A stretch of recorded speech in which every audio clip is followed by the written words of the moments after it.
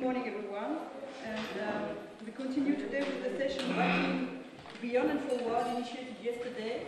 And yesterday it was with a reading session by Cassie Free, Ken Pool, and Olumide Popula, focusing on multiple task artists. And one important question related to such complex, mixed artistic practices is the one of hybridity.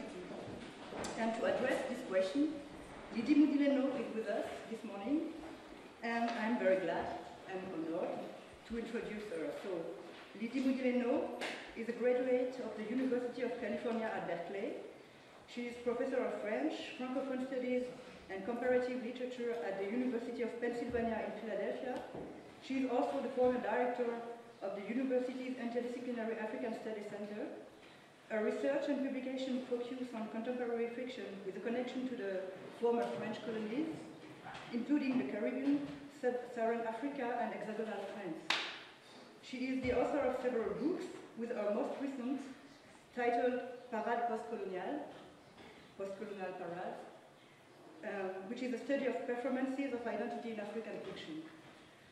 And our most recent research deals with the status of postcolonial writers in the 21st century, and in general on literary contacts between hexagonal France and its former colonies. She's currently working on a book project called Postcolonial Fame on French Atlantic Icons of the 20th century. And her lecture today is not entitled Writing Beyond and Forward, as it is indicated on the flyer, but Hybridity, Popular Culture, and the Francophone Canon. So, thank you, Lydie. Welcome, and we'll see you.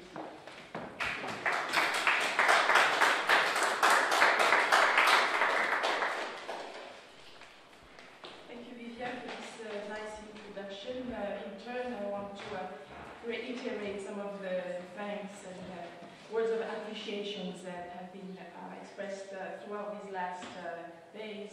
I want to thank, of course, Viviane Lazarian for inviting me. I want to thank Nixas and the University of Bayern for inviting me to take part in this already very stimulating event.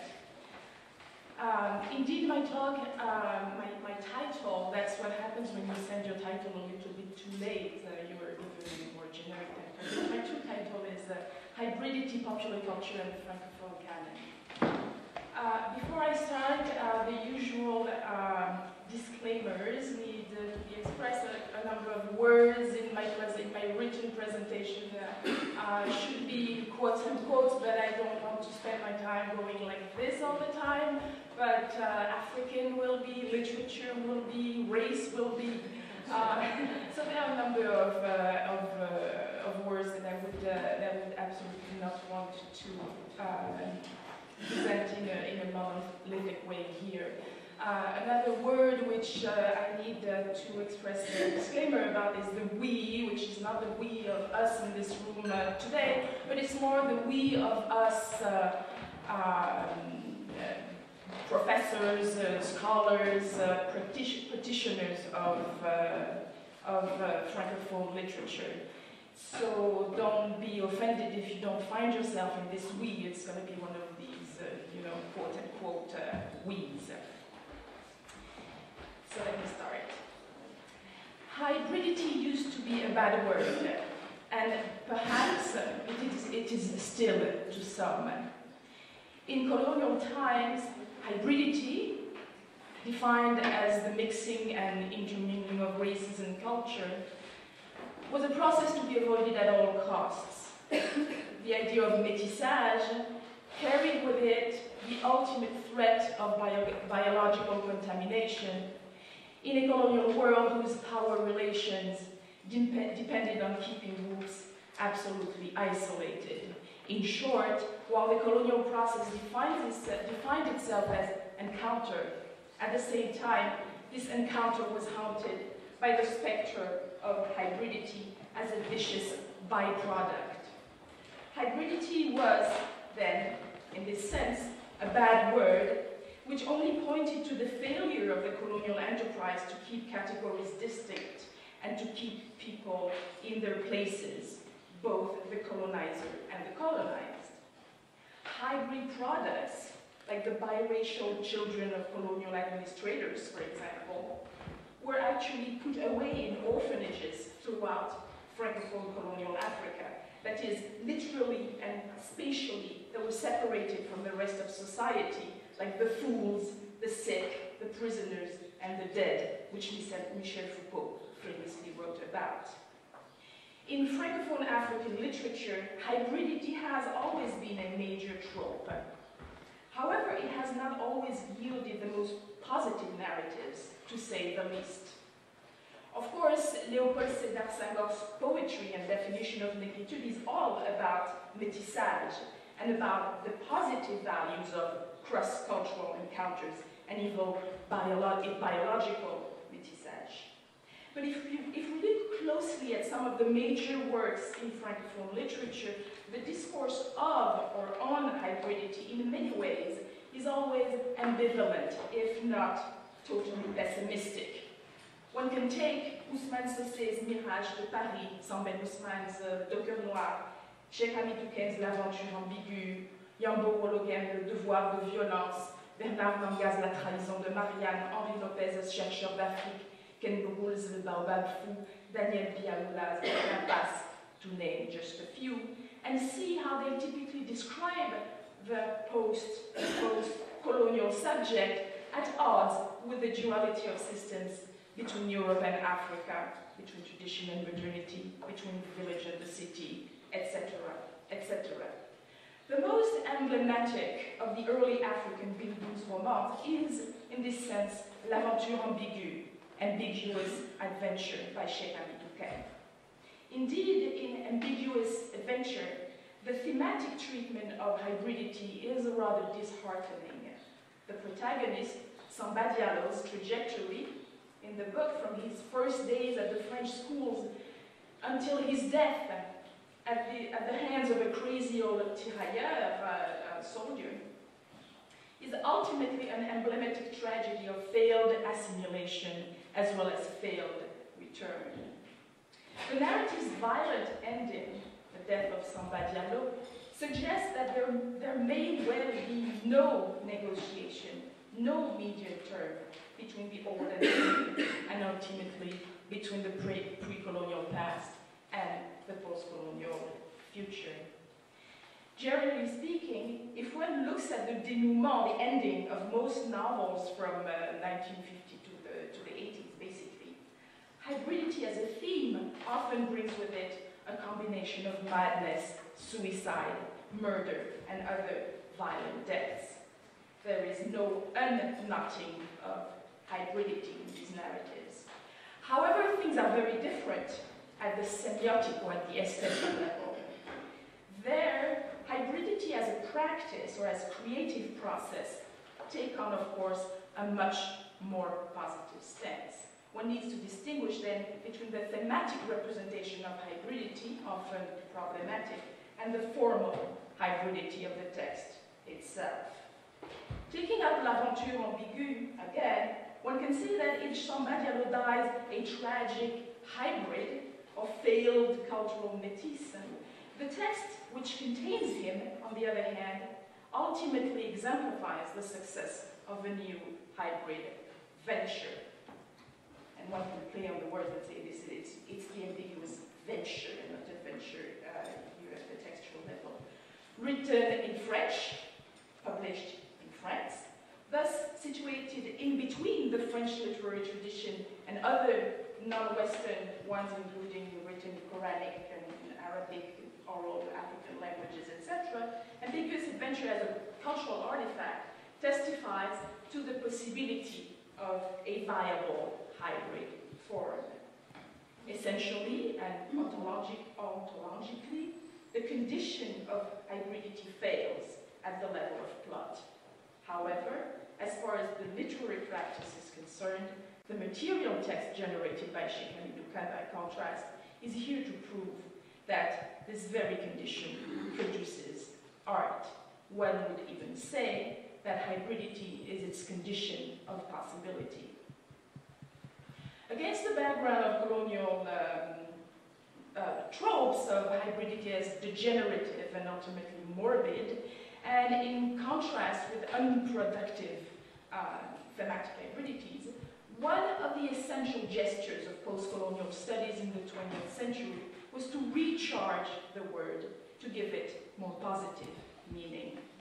Today it is safe to say that hybridity is one of the most widely employed, and we'll get to that later, widely disputed term in post-colonial theory still. It basically gained currency in the 1990s, well, with cultural critics who reclaimed this historically charged concept in an effort to emphasize the creativity within colonial and post-colonial experiences. What colonial ideology wanted kept as a fundamental modality of the colonial encounter. One of Homi Bhabha's major contributions to post-colonial studies then is the proposition that we give serious consideration to what he calls the third space of enunciation. That is, the third spaces. That is, all those spaces that go beyond binary oppositions. Spaces that he calls liminal. Liminality is another important keyword for Bhabha. For Homi Bhabha, then, the third space offers itself as an alternative space, as a productive space that is full of newness and potential.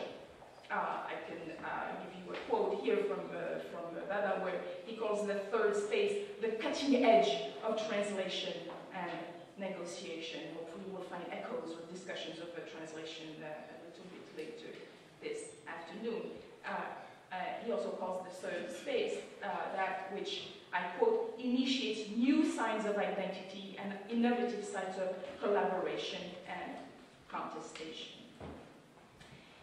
In other words, although it is determined by the past binaries of the colonial universe, the third space of hybridity also allows looking to the future as a dynamic space of constant exchange, where things happen, where affiliation are being negotiated, and ultimately where culture is produced. Or, to put it in his terms, where a constant re-articulation of signs and meaning happens. That is the idea behind the title of his seminal book, The Location of Culture. The idea of third space indeed has provided a nice framework for the analysis of African cultural productions, especially those involving several epistemological traditions and systems. It has allowed, for example, to take hybridity out of the narrow confines of a biological identity, as in métissage. And it has allowed to expand it to help us rethink representations of space. Space as structured by borders, of course, but at the same time, borders as inevitably and historically porous. This being said, things have changed in the last decades, both in the world and in our smaller world of post-colonial criticism. As much as post-colonial studies imposed itself in the 1990s as one of the most exciting and invigorating fields, today, post-colonial studies has come under criticism, or at least has been forced to do some serious self-scrutiny. Again, my perspective here is more of the academic, of the American academy than anything else. Across disciplines, critics, including post-colonial critics, early post-colonial critics themselves, have started to reflect on the limits of post-colonial critiques. Some have even suggested that it has come to an end and that we are in the era of post. For example, a recent issue of the Journal of the American Modern Language Association, the PMLA, devoted its editor's column to the question, the end of post-colonial theory, question mark. Of course, when one asks about the end, in a sense, one kind of wishes that the end is near. Basically, the question and the general issue prompted readers to question the validity of post-colonial theory or theories in light of, I quote, the potential exhaustion of post-colonial studies as a paradigm, of post-colonialism, sorry, as a paradigm.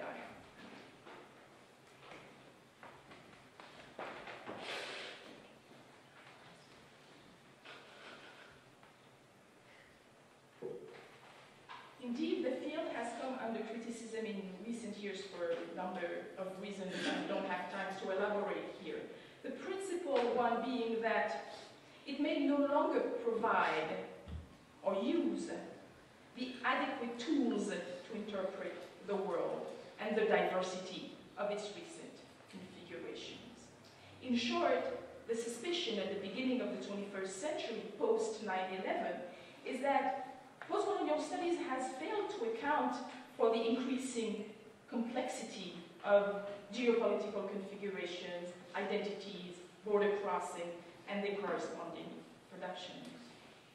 To relate it to the question of hybridity, we see the irony in that the field is now accused in many ways of ignoring the new hybridities of the contemporary world, for the world that it has helped uncover. Postcolonial studies set out to debunk or to uncover in the first place the parochialism of more canonical studies. Now it has created new centers, it has created new legitimate discourses, it has created, in a word, new margins.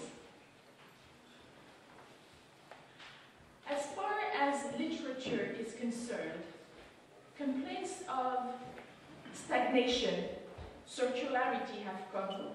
For example, from critic Neil Lazarus, who criticizes the rigidity of the canon in no understated terms. He writes in 2004, at the opening of the 21st century, I quote, "To read across postcolonial literary studies is to find, to an extraordinary degree, the same questions asked, the same methods, techniques, and conventions used, the same concepts mobilized, the same conclusions drawn, about the work of a remarkably small number of writers." Similarly, others have deplored mechanisms of canon formation and the consecration of postcolonial works from predominantly metropolitan centers as opposed to other places, and by select writers who have dominated the discourse and the field, thereby centralizing and universalizing a select genre, in this case the novel, as fully representative of postcolonialism per se. Others still have called for the need to expand the canon to include greater diversity, not only of genres, but of origins and of languages, for example, and to name just a few. I have been inspired lately by a collection of essays addressing some of these issues outside my own field of Francophone studies. They appear in a volume titled Rerouting the Post-Colonial and subtitled New Directions for the New Millennium by Janet Wilson and others. Collectively, the authors pick up the famous pair of homophones, roots as in trajectories, as in roads taken, as in itinerary, directions, and roots as in home, origins, racine in French. What they propose is that it is time to reroute, uproot the post-colonial. That is, to reconsider with the same critical eye we apply to other fields some of the typical routes and routes that have defined our fields and our practices. The point, of course, is not to dismiss early achievements. It is to point to its limits in order precisely to keep it alive. And I'm reminded here of Peggy's early statement about the master's tools and her interrogation about the efficiency of some tools once we are in the master's house, with the ultimate imperative to destabilize it. As the editors write in their introduction, they see, I quote, rerouting and rerouting as a way of keeping the field of inquiry diverse and mobile, alive to new configuration. And they add, the point is to expand the project by both extending its critical insights and methodologies to new geographical or disciplinary objects, but also by delineating a variety of directions to preserve its dynamism, its flexibility, its critical form, and ultimately, I think that's an important statement, its cultural relevance. Taking my cues from this call for uprooting, rerouting, derouting, disrouting, I would like to apply some of its logic to the field I'm most familiar with, African Francophone studies. I hope it will be a little bit easier to see how some of the general criticism aimed at the broader field applies to this narrow one. Indeed, one of our biggest achievements in the last decades, we as scholars, has been the construction and the claiming of a serious canon of Francophone texts. It is now undeniable that African Francophone literature has evolved into a solid academic discipline of its own, yielding an impressive body of texts named roughly in the three main genres of poetry, drama, and the novel. Not in that order, the order would be the novel, poetry, and drama. It has entailed a process of canon formation that has shown its limits, just like any canon formation process. Just to highlight a few common aspects, bear with me, it's a kind of a list. The novel is overwhelmingly represented. The constitution of the corpus is determined somewhat arbitrarily, or at least can be debated as such. It is by no means, or does it claim to be, absolutely representative or inclusive of all voices, genres, groups, languages. It is conservative in that it aims for stability and therefore resists change. It is justified by a rhetoric of qualitative value, involving concepts such as, or labels such as classics, masterpieces, great works, iconic authors, literary value, etc. It is slow at integrating extreme contemporary authors, like the most recent one, or experimental texts. Its mechanisms of inclusion inevitably imply, as we know, exclusions, whether deliberate or not, etc., etc. And here is the paradox which I would like to reflect on for a moment. While our field was born of shattering French studies as constitutive canon, in the process we have created problematic lines and margins. Ultimately, we have reproduced some of the blatant hierarchical binaries that we set out to debunk in the first place. Among them, Paris versus the rest of the Francophone world, North versus South, local versus global, elite versus popular, high versus low, masculine versus feminine, and the list can be expanded. In Francophone, as in other post-colonial disciplines, then, the need to expand the canon, to reroute, is significant.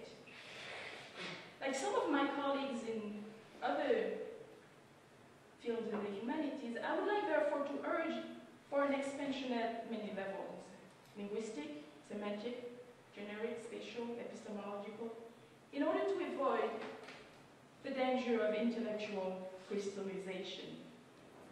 One of my main concerns is the following.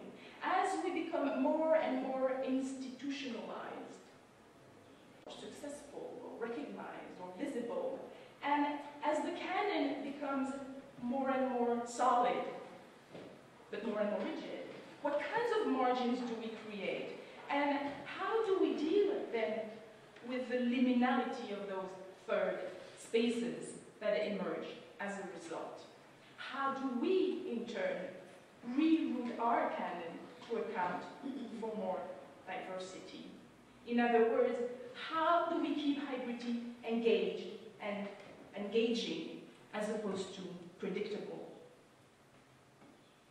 In what follows, I would like to focus on a specific area which I think needs to be brought to attention in our discussion today at this event of literature and beyond, as the title of the conference announces. And this specific area is popular culture. As a third space, popular culture interests me here because it exists in a sense beyond literature, or has been located as the beyond of literature in a very specific sense. In a generic sense, it is the space of other genre, kind of bound up together. The term in French is para-littérature, with this prefix para, meaning kind of like the para-natural, like supernatural experiences. Genres such as the detective story, the romance novel, bande dessinée or cartoon, science fiction, children's literature, to name just a few, constitute then a hybrid field that is outside of the confines of literature and occupies certainly an eccentric place with regards to the canon. Yet many of these texts still exist in close proximity to the literary world, and that's in that respect that there are third spaces. They are said to be in a kind of orbit relationship at the periphery to the more central and more legitimate cultural space. But first, and I'm sorry if this sounds a little bit basic to some cultural studies people, first, what do I mean by popular? Over the years, several definitions in cultural studies have been offered, including some that are specific to the African context. I would like to briefly recall them before continuing. Consensually, 6 types of definitions are used in sociology, anthropology, and the humanities. Let me recall them briefly with the help of an expert, Benjamin Story. First, a quantitative measure of a definition, which would state that popular culture is simply culture which is widely favored or well-liked by many people. And you need to measure it, of course, in literature is not that easy. The second is a sociological, more Bourdieusian definition from Pierre Bourdieu, which would see that popular culture is the culture which is left. It's a kind of leftover. The culture which is left after we have decided what is high culture.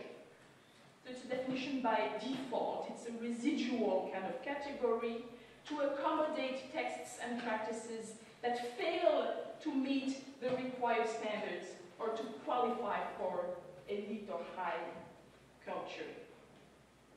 In other words, it's a definition of popular culture as inferior in the hierarchy of cultures.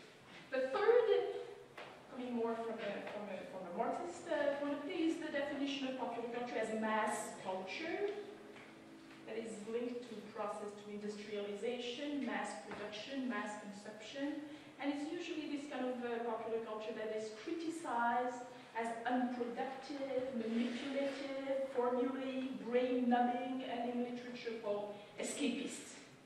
I've done some work actually on the romance novel, the Harlequin novels in West Africa, in Côte d'Ivoire, where I was trying to challenge this definition of the romance novel as escapist, seeing that there's more to it than that. The fourth would be popular culture, as you're very familiar with it, the culture which originates from the people. It's another one of these words that need quotes here. Here, synonym of folk culture, the culture of the people for the people, with its often problematic connotation of authenticity or desire for authenticity.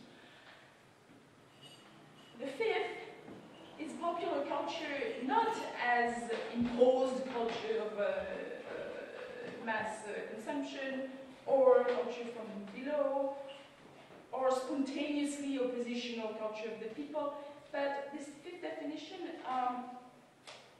taken from the theories of Gramsci, places it or situates it as a terrain of exchange and negotiation between two spaces, a terrain marked by resistance and incorporation. This is the one that I favor, of course, because I'm trying to make this popular culture definition fit into third spaces of hybridity. The sixth would be kind of like there's no popular culture, taken from the postmodern critiques,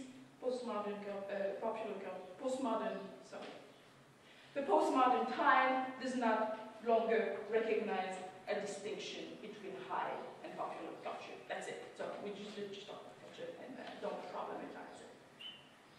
In keeping with our concern for the issue of hybridity, I would like to retain, as I said, definition number 5 as my working definition. That is, I do not want to identify popular as from the people, mass culture, etc. What I find particularly interesting in definition number 5 is that it locates popular culture not by virtue of its producers, but by virtue of its liminal position, negotiating between cultural spaces, a terrain, an area. And as such, it can be considered or thought of as a third space open to fluctuation. This definition, closer to literature, also allows for a new literary history. It allows us to consider, for example, that Félix Coutureau's serial writings in newspapers mark the beginning of a new genre, the beginning of a national literature. That Simon Jani's African Gigolo established a connection between African-American detective fiction, that of Chester Himes, and other national traditions. Or that Driss Schreiber's shift from the very canonical passé simple to the inspectorale detective novel redefines the status of the African writer at large.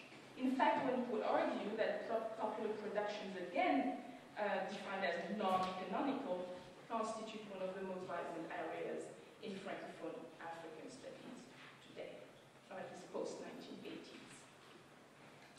I just mentioned the romance novel, and I would like to spend a little bit of time on the romance novel here. A very interesting phenomenon at the end of the 1990s was the rise of the Adoras series. I don't know how many of you are familiar with it. Romance novel, Harlequin-type romance novels, launched in exactly 1998 by Nouvelles Éditions Africaines in Côte d'Ivoire. Nouvelles Éditions Ivoiriennes, it was called that. It is presented today, quite strikingly, as a unique editorial success in Africa, and also as a phénomène de société in Francophone Africa. The books, very, very small and very affordable books, are distributed all over the Francophone world and the diaspora. In West Africa mainly, Côte d'Ivoire, Togo and Senegal, but also in Cameroon, Chad, Guinea, and you can also find them in France at the Présence Africaine and La Matin bookstore. They also have a very active internet site. The book series also gave way to a number of film series for TV adaptations. So if you want to know more about it, I'll be happy to develop this a little bit more. A second interesting kind of third space genre is the detective novel. Strictly speaking, the novels of Abasanjo, Yashingoy, and to a certain extent Bolia, who would be said to pertain not just to the detective novel as a kind of separate field, but again as this new genre that is articulated at the limit between the high and the low, called the neo-polar, like the new detective. That is, it would be middle-brow literature. A much overlooked corpus is children literature. Again, as a literature of the in-between, I want to consider it a third space.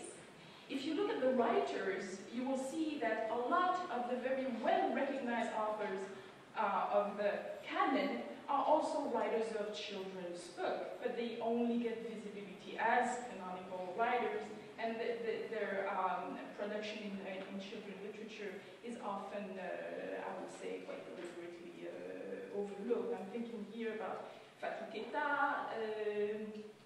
publishing in Nouvelles Éditions Édouardiennes, Véronique Tadjo, Florent Pozzotti, Simone Gianni again. And in fact, it's not just the canonical authors. Some authors write exclusively children's literature and have made serious names for themselves, like P.D. Bébé. Children's literature is a great example, also because it is often a collaborative production with a writer and illustrator. Véronique Tadjo, for example, writes and illustrates her own. She's both a textual and written artist. But most of children's literature emerges from collaboration between text and image artists. Again, we're talking about a hybrid text where the visual and the textual coexist for creative aesthetics. Finally, almost by definition, children's books are pedagogical, they're in touch with the world, they deal with a range of topics that are closely connected with contemporary issues like multiculturalism, undocumented migrants, love, death, family, which are after all the themes of our contemporary canon. The same can be said of cartoons or bande dessinée. The obvious example is obvious if you've been following a little bit, is the Aya series from Aboué. Again, a great editorial success. Like the romance novels, the neopolar, the TV series, the children's literature, detective novel, science fiction, to a very lesser extent. Here it's not very well represented. These are generically, as in genre, hybrid genres at several levels, because they formulate, as I said, a third space between above and below, and as popular culture, they evolve and create a terrain of negotiations between institutions and the quotidian, the everyday life, or between the canon and the margins, or between discourse and practice, or others would say between reality and its representation. But I would not accept this kind of hierarchy. I could go on to mention other cultural productions and other third spaces. You can find your own. I am less familiar with those that involve photography, the visual arts, performances, photoliterature, photoroman, biopictures, etc. But there's indeed a proliferation of such third spaces of creation and of enunciation in the last 20 years, obviously with the advent of new forms of communications and new forms of creation. So, to conclude, under these circumstances, how can we, again, picking up on your interrogation, on your suggestion, how can we look forward and beyond the canon? How can we keep hybridity relevant? It is obvious that if we continue by holding on to a Bourdieusian need for distinction, and if we hold on to the categories of high and low, we promote hierarchies and differences.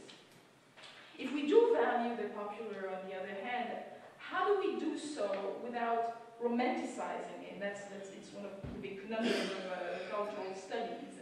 How do we not fetishize the in-between? Is the field of African literature or post-colonial literature, is the field safe, solid enough that we can embrace the postmodern definition number 6, and do away completely with the line between high and low, or between high and below? These are some of the questions that cultural critics have asked in other contexts. Mine, personally, and I would like to conclude on those, have to do more with our practice as professionals, as teachers and professors. So I would frame my question this way: how does this translate pragmatically, pedagogically, understanding that the pedagogical is also political? Barthes' definition of the canon is what we teach. Therefore, it seems to me that there is a heavy responsibility on the teacher's shoulder, on the teacher's shoulder, on the academic, to make sure the canon keeps expanding in ways which account for as much hybridity as possible. It is in the area of pedagogy that we can make a difference as scholars, since we're not the producers. At first, my first simple recommendation would be then not only to be commentators of hybridity, but practitioners as well. This would mean teaching at the limit also.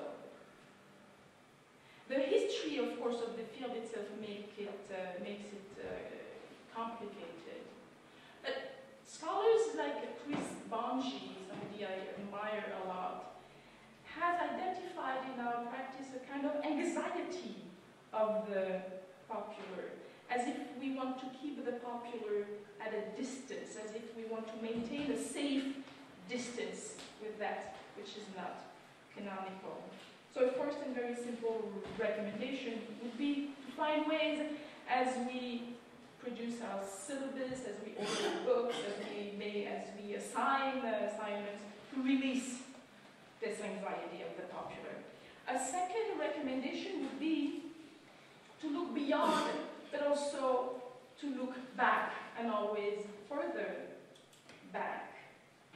Innovation is not always in the future. There is indeed an immediate seduction of what my field calls the extreme contemporary. And I like the extreme contemporary. I like to present myself as somebody who does extreme contemporary, like, you know, when I'm on the plane and people say, oh, what do you do? I don't want to say, I do literature. I do extreme contemporary literature. Wow, so they think I'm doing like zip lining and, you know, bungee jumping. So there's a seduction of this extreme contemporary, but as we were saying earlier yesterday, looking forward also means going back and pushing origins back. We discussed the case, for example, of South Africa, and kind of pushing back the beginnings to investigate slavery and slave narratives, slave representations.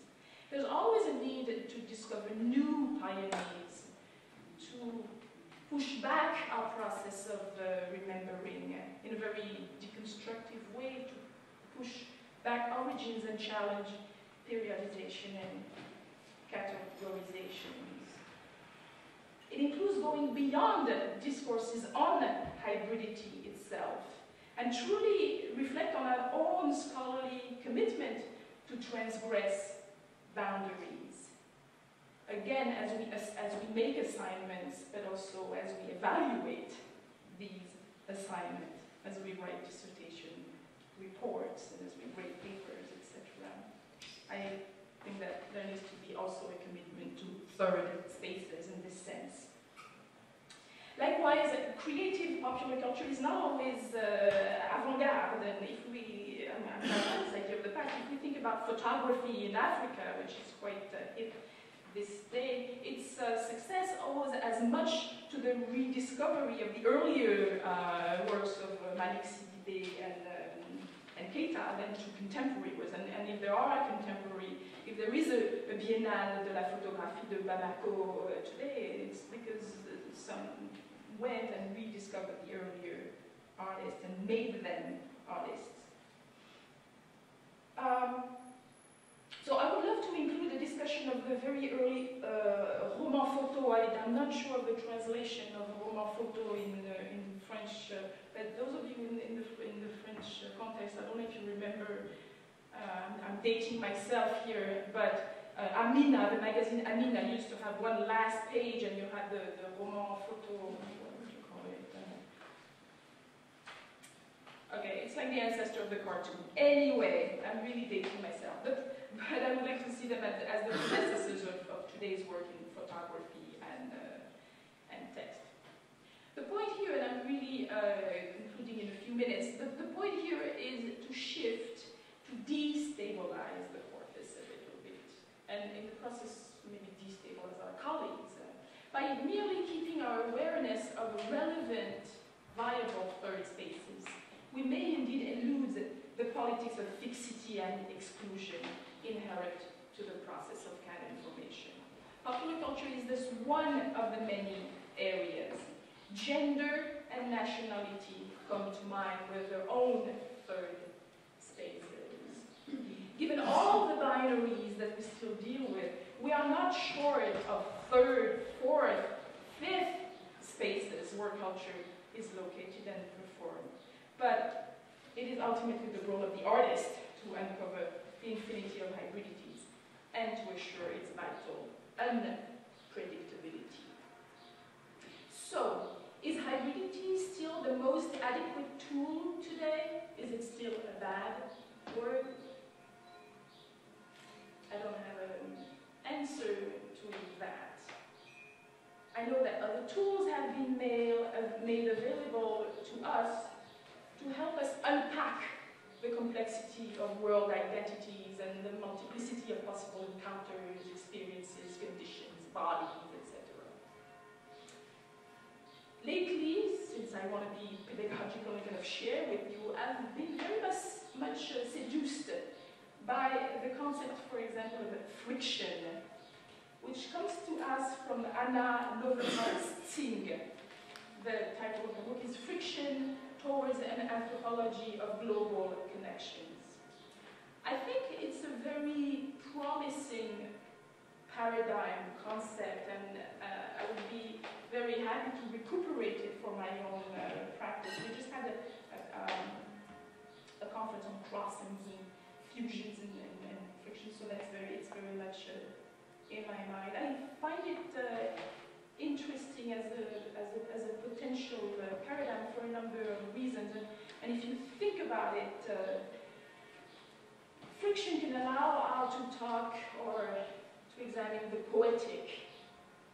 So realism was all about friction of images and words. Anthropology, migration, of course, eroticism is a lot about friction.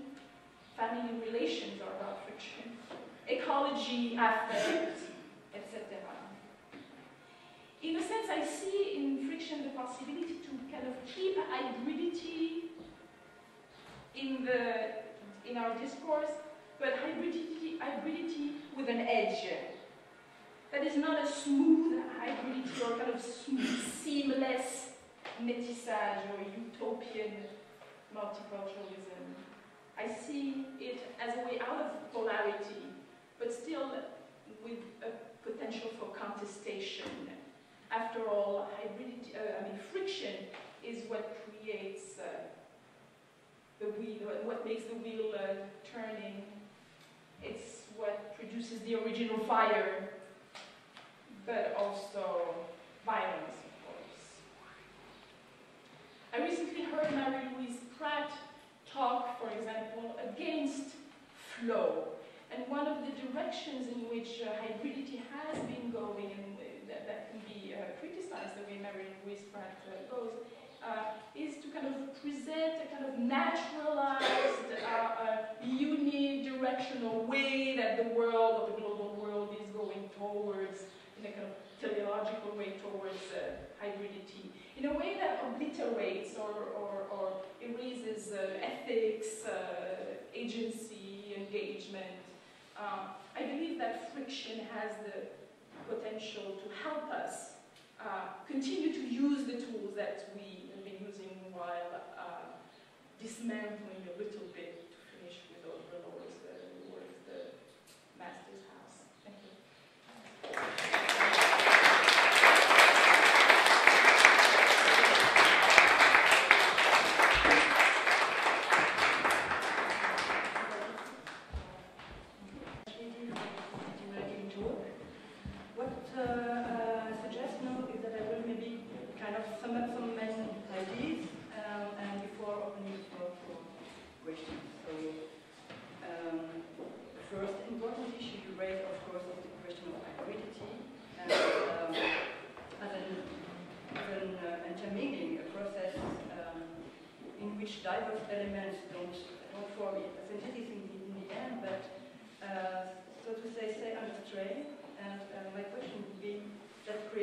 might emphasize different distinction. And this could be also related to this concept of friction we use. You want us to know, or you want to? Because I have also a comment. It's not really a question. I'll take everything. Everything? Okay. Yeah, and it would be rather a comment. I really appreciate your concern with our responsibilities as literary scholars and teachers, and your call for a deep reflection of our methodologies, and your invitation, I quote, to look seriously at popular culture as a subspace beyond literature. And yeah, to me it sounds also as a call, like a call for an enlarged comprehension of what literature is and means, and also in relation with the society. So, what do you want to do? Do you want to answer now, or should we all continue to pick up to collect some questions? Or? I can answer. Okay. Yes. First of all, yes. I mean, what I appreciate in the concept of friction is that it keeps alive a tension within that. Really, as I said, it's a way out of a kind of seamless, idealistic way of looking at hybridity. And most importantly for us, for me, it takes it out of the biological. To answer on, I mean, not an answer, I'm glad that you appreciate my kind of take on our profession, because I have heard or maybe seen here two things. I've heard a very strict distinction between the artists and then the artists and the scholars, between those who do discourse and those who produce art. But at the same time, I know, and I have also confirmed here by talking to people, that most of us are hybrids in the sense that, I mean, not me, but in the sense of a lot of artists are teachers, even if they, even if it's the kind of unbalanced professional practice, they end up being teachers. Like Kossi, who's not here today, but I know that he's regularly invited to go to school and interact with children. So the pedagogical and the artistic often create this kind of third space. And I think in today's work, not many people are totally exempt from this hybridity of professions. And of course, it's more than the professional level. I mean, again, I don't think the distinction between the discourse and the practice should be that strict. About the need to reclaim or revalorize popular culture. As odd as it might sound, while popular culture uses cultural studies uses literature a lot, and there is no, you can correct me if I'm wrong, but I think that in cultural studies identified as such, the debate is pretty much over. I mean, it's pretty much recognized that all sites are possible sites of knowledge production, and that knowledge circulates throughout a multiplicity of sites in society. What's kind of paradoxical is that literature itself, while it has been used as a basis or as a tool for cultural studies, literary fields themselves have been reluctant to engage with cultural studies. So my position, I'm kind of looking at you because we were talking yesterday, my position is from the position of a very literary rigidness towards cultural studies, while of course cultural studies has embraced literature and does not have to make the kind of claim and urges that I'm doing today, which is another irony. Maybe you could open, yeah. There's already questions.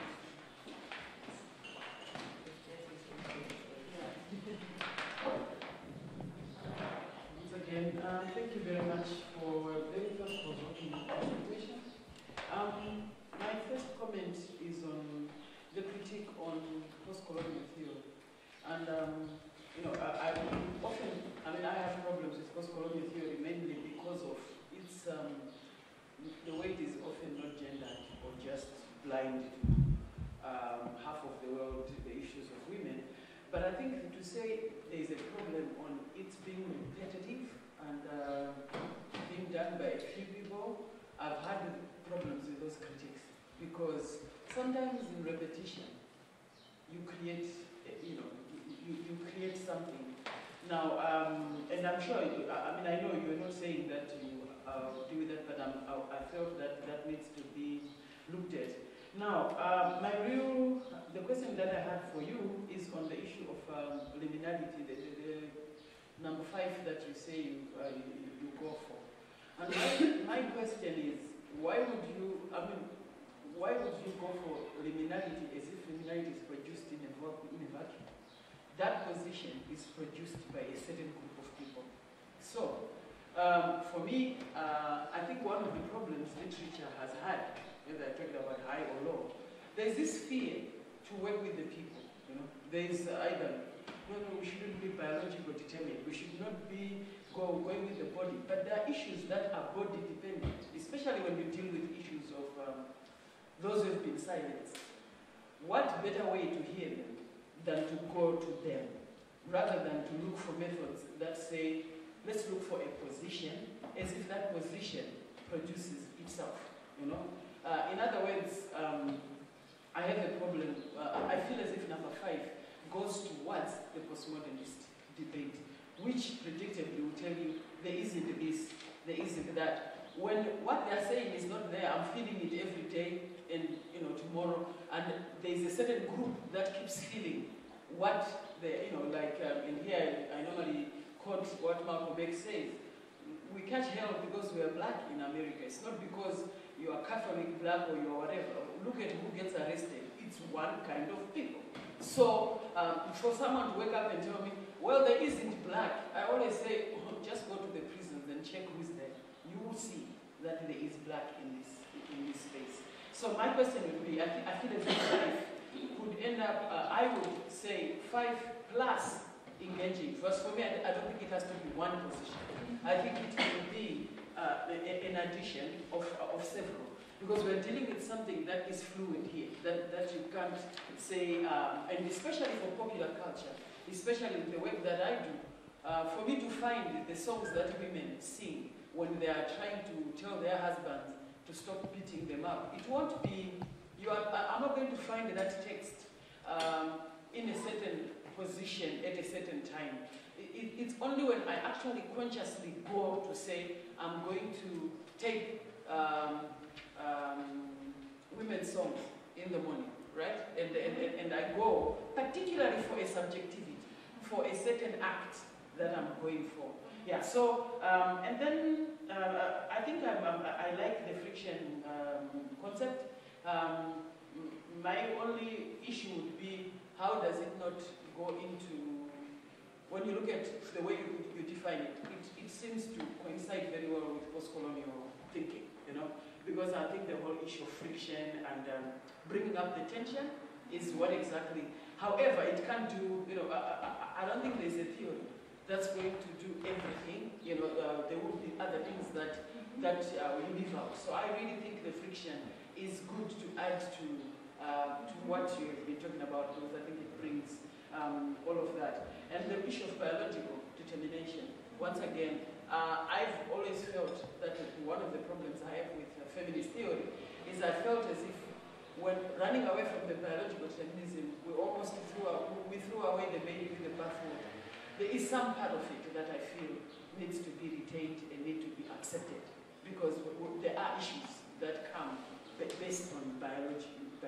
So for me, I'm always very hesitant of distancing myself, but rather nuancing the biological determination rather than throwing it away completely. Because I think there are issues, especially for women, issues that you cannot even, when you talk of the person of being political, a lot of it resides in the biology, which has divided us a lot, because we've ended up saying only those who give birth are mothers. But the fact that majority of women give birth, it still remains, And when we throw away that, we are throwing away a whole big issue. So yeah, those were the issues that I would like to know how we're going to make that.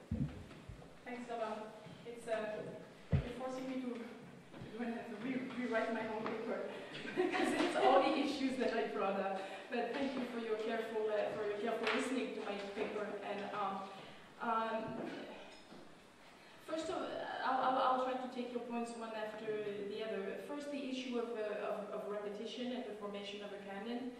Of course, but that's the conundrum, and I am myself guilty of repeating, putting the same authors on the program and using the same tools, etc. But what I was trying to bring to attention is that the more we do this, the more we run the risk of solidifying our field and reconstructing a center at the expense of other margins. And I will give you an example in my own field. It's the center that is Paris. A lot of work has been done, and there's a book right outside. A lot of it has been done on Black Paris, post-colonial Paris, Paris Noir, etc. Paris had to be reconstructed as a center by the African diaspora, African Americans. Paris is like this transnational center, right?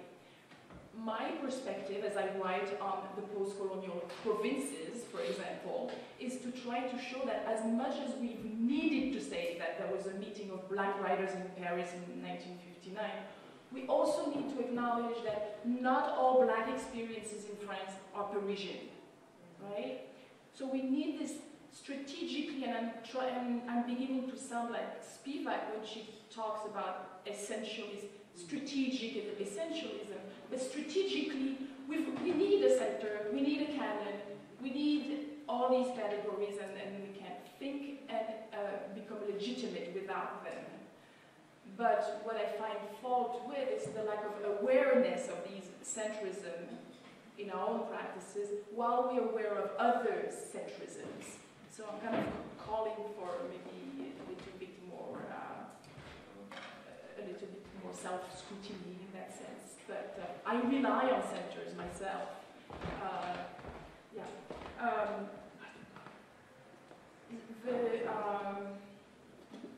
About the biological, that's a huge question, of course. When I was talking about taking hybridity out of the biological, I was mainly referring to the way hybridity had been a bad word, in a sense a word that took as its premise the existence of a pure white, pole number 1, and pole number 2, a pure black. So if body, right, a pure white body and a pure black body. So if I want to challenge the kind of essential definition of the métis as the result of two in a way that's not dialectical, I have to go beyond the biological in that sense in order to decharge the miscegenation discourse on hybridity. I believe that the body is part of a reality that is addressed. I believe that the body itself is a third, fifth, sixth space. I don't want to deny the body, but I believe that for the body to find its way in our classrooms, then there has to be some negotiation going on. I can't just bring a body and show the body to my students, right? It has to be put into some kind of discourse that I have to make available. Having written myself on the body, I need tools to write about the body. I need, we're talking about non-representing bombardment. How do you talk about the body without representing and without representing back to the idea of repetition? So you're pointing to the very tensions with which I am struggling in this very field.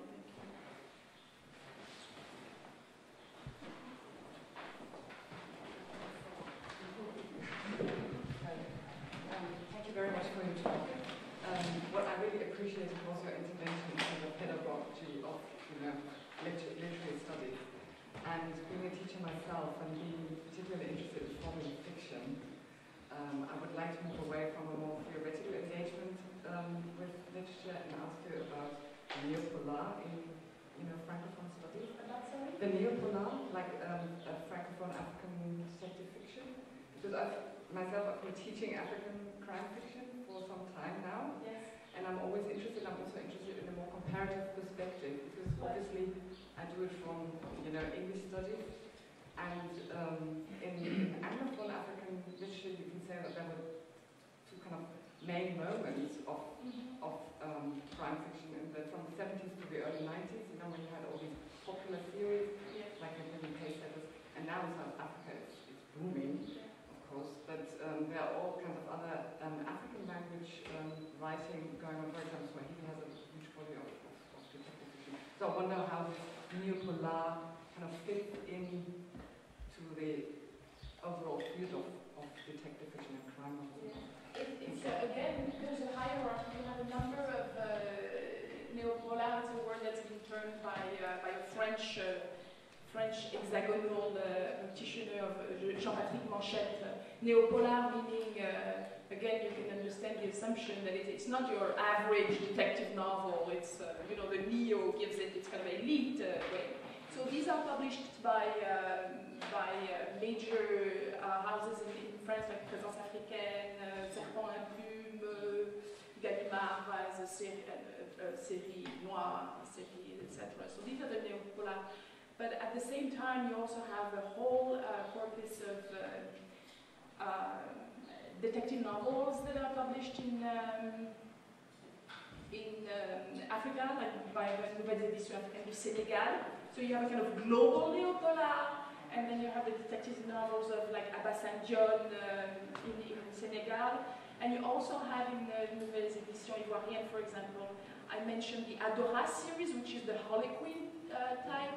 And there's a new series born of the success of the first one, which is called the Enigmas series, which is a detective novel, but in the more mass consumption definition in the more formulaic definition of.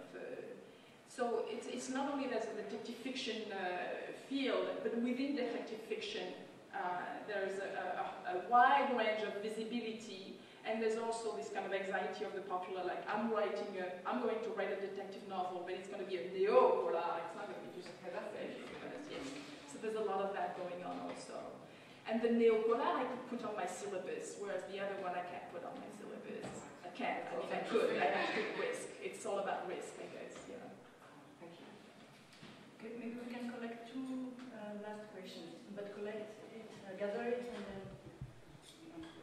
Thank you very much for your wonderful, provocative outline for us to think forward. I want to ask you about sort of old critique of post-colonialism, post-colonial studies. While I'm prefacing that by saying that I think what you have confirmed for us is that post-colonialism and post-colonial literary studies is a space that allows us also to cross the Anglophone Lusophone Francophone divides, and because many of the areas of liveliness and vibrancy you're describing, I can see echoed, in these other arenas where usually we attend separate sections of conferences or separate conferences. So for instance, the study which I have followed on slavery in South Africa is a post-colonial study. So, that has been, in other words, a very capacious home for studies that have, in any case, destabilized and stretched the arenas that we have inherited in literature studies. But this old critique of post-colonial literary studies and post-colonialism is, in fact, the African critique. In other words, yes, it has been necessary to provincialize the centrality of Paris, but in a way, have we inherited this spacious post-colonial space from its dominance by South Asia and, Said, Spivak, Baba? These are scholars who have resonated powerfully for us as African scholars, but they have not addressed Africa directly, and therefore is our own relation to post-coloniality a marginal one? Have we come to it in order to try to assert our claim to it, and therefore, in a way, writing back to another marginalization? And so I ask it as an ambivalent and an ambiguous question because there has been a space and we have made it a space. But nonetheless, there has been an important Africanist critique of post-colonial studies in its conceptualization. And I wonder if that has been for you a productive critique. You have not mentioned the particular critics who have made it. Or do you think it has been part of this broader engagement and reinvention of post-coloniality, which has been very useful?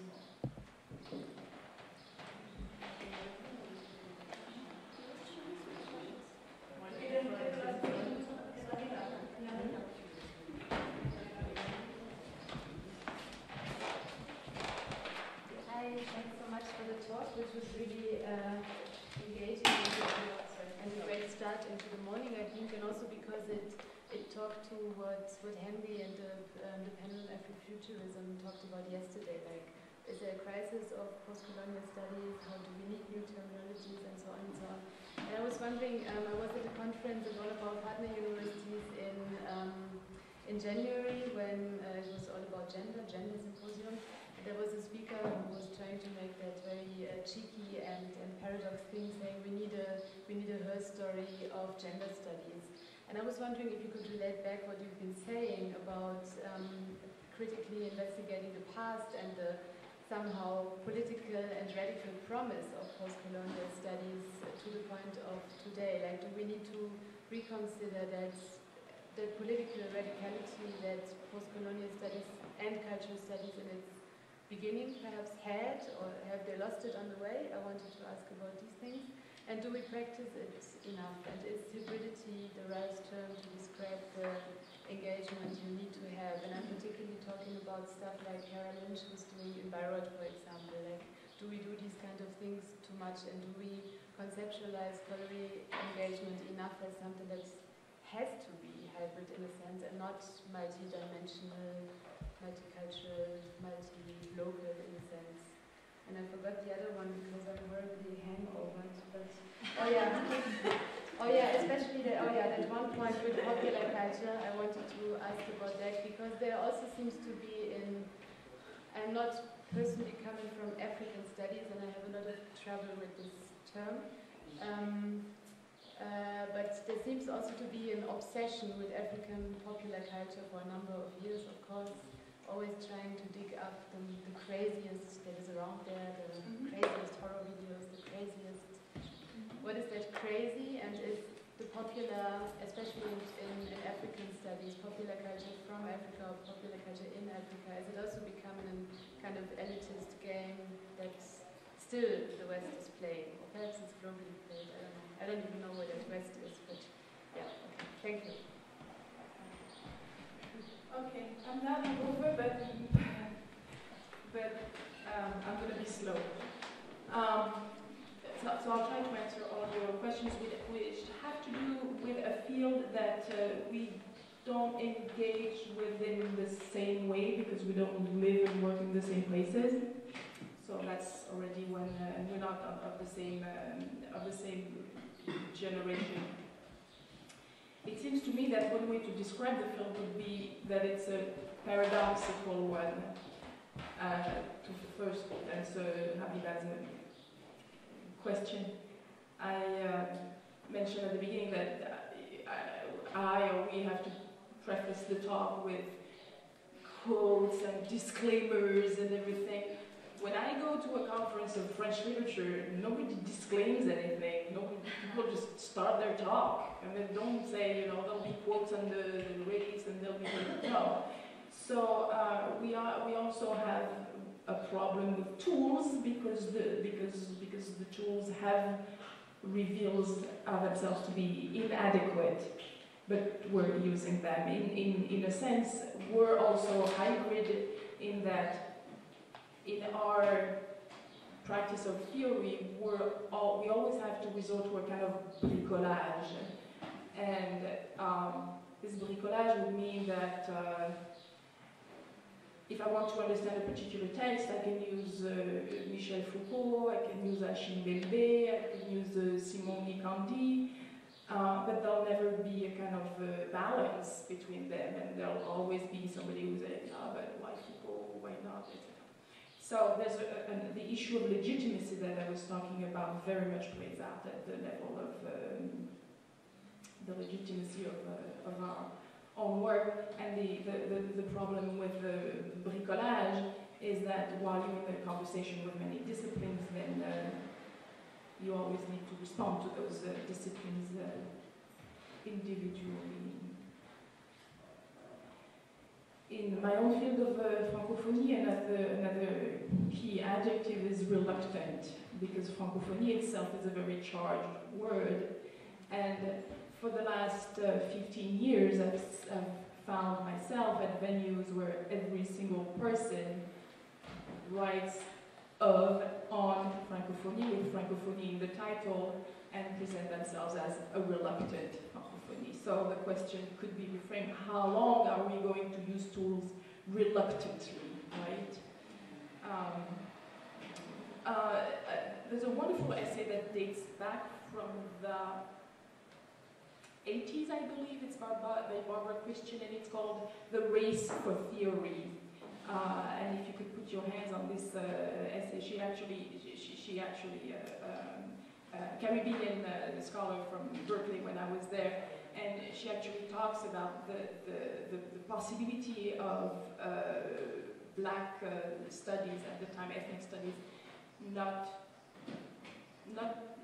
using theory the way it's defined by the West, producing theory in another way, as you call it, the race for theory. But I think I am pretty much engaged in a different kind of race for theory to provide tools and to denounce the inadequacy of some tools.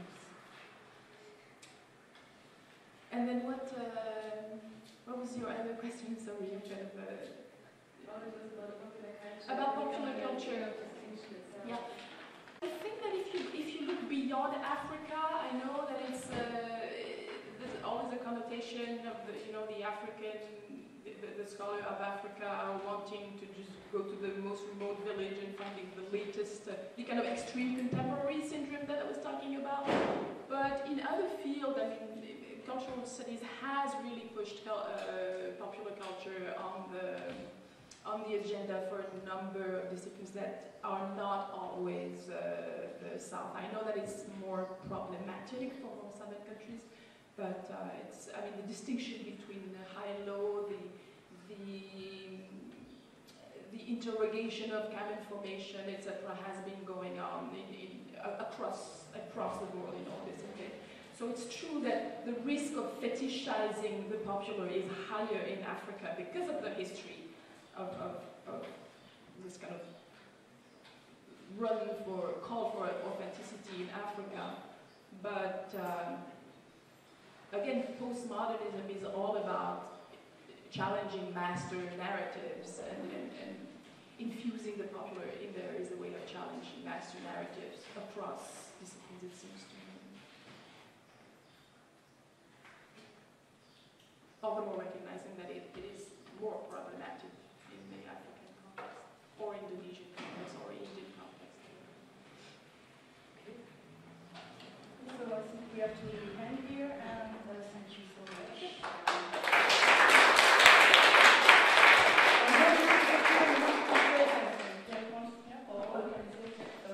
There is a family photo. Is it here? Okay, this afternoon at 5:30. Family photo. Directly after the panel discussion. After the panel discussion.